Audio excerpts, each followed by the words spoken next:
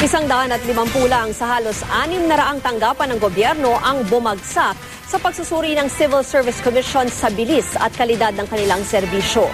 70 naman ang pasado lang. Saksi si Sherry Ann Torres.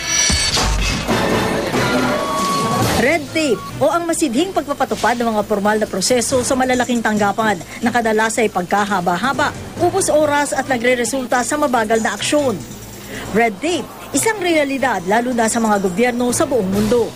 At dito sa Pilipinas, hindi lang miminsang nagkaroon tayo ng di magandang karanasan sa pakikipagtransaksyon sa mga pampublikong tanggapan. Ito ang tinangkang sukatin ng Civil Service Commission o CSC sa isinagawa nitong survey noong nakaraang taon. Yung high density, most complained of agencies. Yun yung mga natanggap namin ng mga reklamo sa amin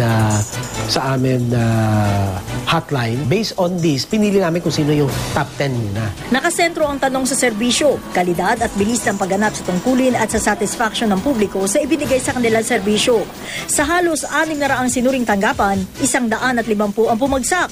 70 naman na nakakuha ng acceptable mark. 300 ang nabigyan ng good rating. Habang 50 lang ang excellent.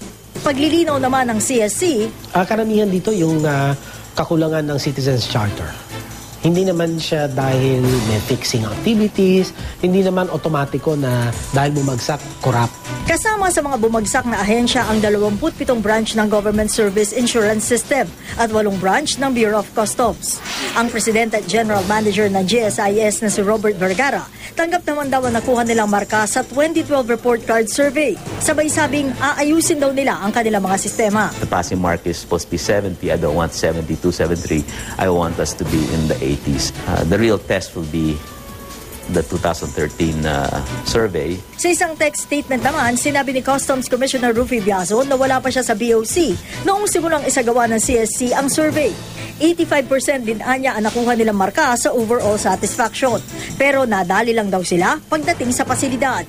Ayon naman sa palasyo, kailangan daw pag-aralan ng mga ahensya ng gobyerno ang resulta ng CSC survey sa kanilang mga pagkukulang at gawin ang mga nararapat na hakbang para maitama ang sistema sa gobyerno. Ako si Sherry Ann Torres, ang inyong saksi.